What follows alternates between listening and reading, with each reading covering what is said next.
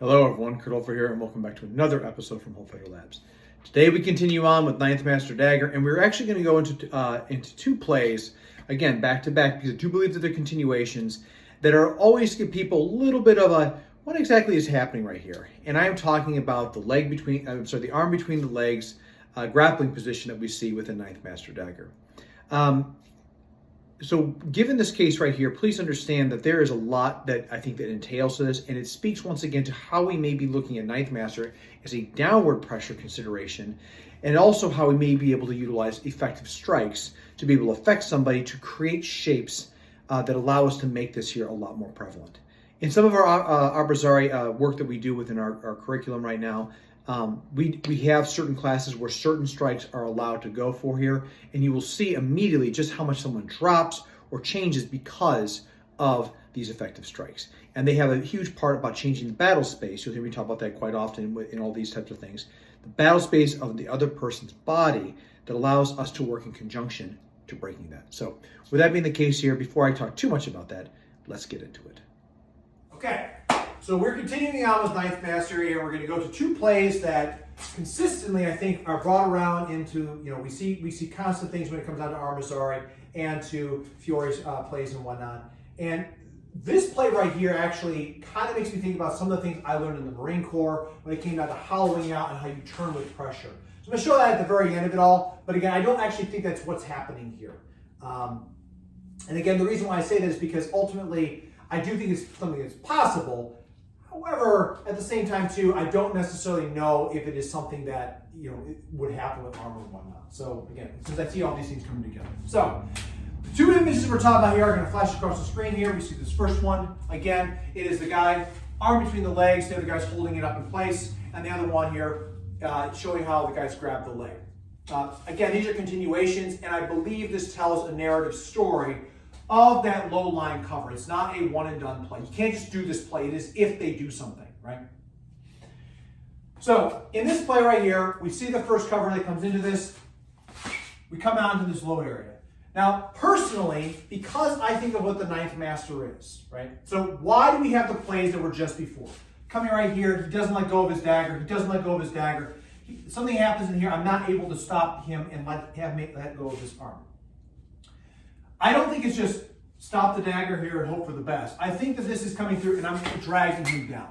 I want to contain this and lower it. Again, think the breaking of the thrust when you talk about sword. I want to redirect energy to the ground, and if he comes up with this, it gives me access to other plays in different spots, right? But because I'm down and low and it doesn't break his grip, he comes down with this right here. In this case right here, his next action might be to get the hell out. So one, if I'm backwards right here with this, and my weight is over top. So I'm not just using my arm, my whole weight is down on this. It's not just doing this, it's using the weight to come down with this. As he tries to go away with this, I'm going to slam into him and then pop up into his backside. With that being the case right here, it is a way for using push-pull. Remember, talked about this last week. Guys pushing to the right, go to the left. Guys pushing to the left, go to the right. Guys pushing up, find the way where pressure is not. Very water, let it flow. So in this case right here, he pops, boom, I'm dragging him down, he pulls back, I'm gonna slam into him, bring this around, and now I can bring my hand into this position right here where it's behind him. And we're gonna switch sides here so you can see both sides of this. And I bring him down, I'm gonna follow him, bring this through and through. By the way, this here actually is an arm bar as much as it is a groin shot at the same time.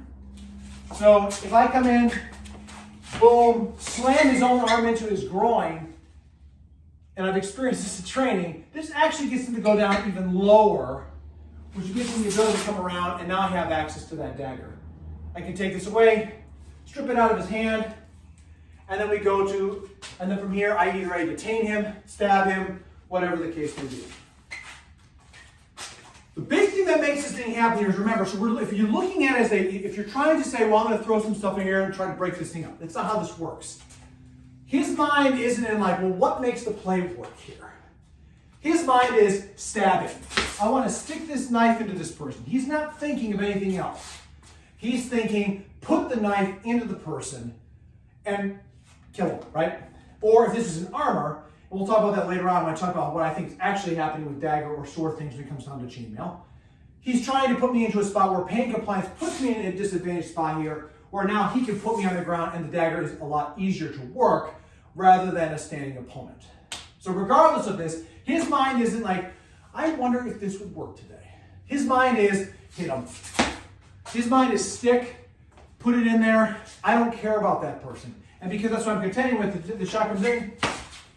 You can already tell by coming down with this brings it brings him forward into this position here with this, right? If I drop my weight into his position right here, outside of his length, outside the dagger arm here, he's got no momentum going forward. He can whip this thing around all he wants. He doesn't really care about that though, because the thing is, he either A is going to go forward, which brings him right into that next play we talked about last week, or he's going to try to retract. And I'm going to follow him. As I follow him, slam this stuff into his groin as hard as I can, take hold of the wrist, because his hand's maintained here.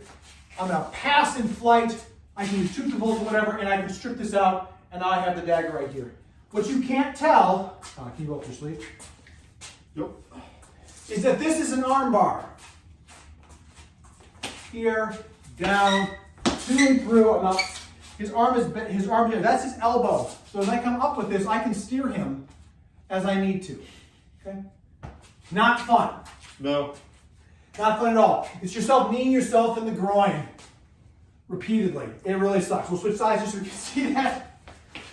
The things he's talking about here. It's great. So in, down, slam in. And for me, what I find out helps out is I put my shoulder into his body to really rip up into this. Again, as I'm doing this, my left hand turns and rotates, like we might see with the image right there. And by doing that, I can grab it behind him. Pull this right here. His hand is up. Step this way, please. Turn.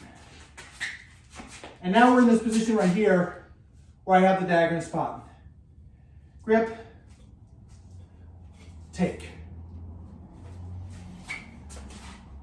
The second play, which is right here, that we're talking about, contends with and deals with, again, the notion of what happens if I get there. He gets the dagger down, and now I want to finish this.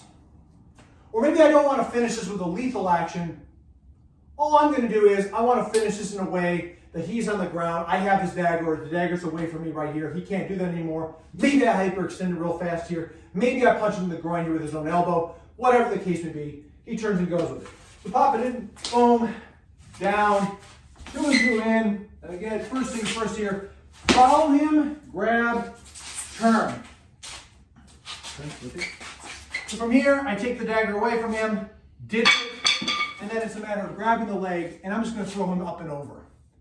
This is really, really, really, really ugly. And probably very uncomfortable for the person that's going to be going through on that. And I don't think he's rolling the person. Please understand that. What I think he's really doing here is he's doing a snap. He's looking straight up. Because you only have a pivot point right here, which means you're going to face first right into the ground. So again, in, pop. He thrusts even deeper at me. I fall and drop down with this. He tries to retract. I slam into him. I come up underneath here. I've got his hand. And again, this has got to be fast. From here, turn, roll. I'm around. Right here. I've rolled him around right here. Get the dagger out of play here. Push it off to the side. And I'm going to grab here. I'm going to lift up here. You can already tell how much this is not comfortable for him. For him, in this case here, I'm going to let go. I'm going to lift up and make him go face first into the ground. Okay? And because we think about what happens with that senyo stance, right? We talked about that before. My grounding's here. If I get back, anytime that we get to a position that's like this, or a position that's like this, we no longer have the capacity to keep our ground. If this is leaned into, then that means all this is going. All that's going somewhere else. And if I'm all the way up underneath here, all this is going, I'm going to go face first right down into the ground, okay? Remember, effective strikes. Effective strikes. I don't want him at his max capacity. Keep this in mind. If you're talking about a training event, like we talk about wrestling, there's weight classes and there's rules on the table. Every dirty, nasty trick to preserve one's life is what's happening right here. Anything I can do to change his battle space. Me slamming his arm into his groin. Who knows? Maybe I come right down here like this. Maybe I hit him in the groin. That could be very simple like this right here. Boom, down, come this right here. I slam him hard. Then pop in across. He already states to know your effective strikes like the groin, the shoulder, the eyes, the throat, the temple, the flanks, all these things. Whatever I can do to make this horrible for him, that's what I want to do. You can't just look at the play and say, it's just this right here. It's already been said before, so therefore it's understood. And that concludes what we have here as far as these two plays. Again, I think that they're conjoined, much like we saw last week. They work with that cover that comes down below, and from that spot we turn and we shift and we roll into different plays. So you can see with the video here that, again, we're talking about being able to slam and bring someone's weight down here and use somebody's arm against them in a way to armbar them and or to strike their own groin in this space. Now, I'm not suggesting that someone's just going to let you do that. And like you saw in some of the demonstration here, I might be able to drag this down, strike the person, and then to be able to bring them even lower to continue moving into those things. These are big parts right here that we have to consider. And I think it's a kind of a good idea to make sure that we think about these things ahead of time. Now, a big part about this right here too is the turning of the wrist and how we may be able to shift somebody around here, because this right here is the inward position of the third master concept where you're bringing it low. Instead of bringing it behind the back, we're able to go in there and we're going to allow ourselves to rotate up to continue to draw in and grab the person. Very effective. In fact, actually, one of the shorter people that we train with out there, she specifically is able to perform this quite well when we do this with sparring, whatever, because a lot of times here, because she's lower to the ground, she throws all of her weight into my arm and it drags me into position.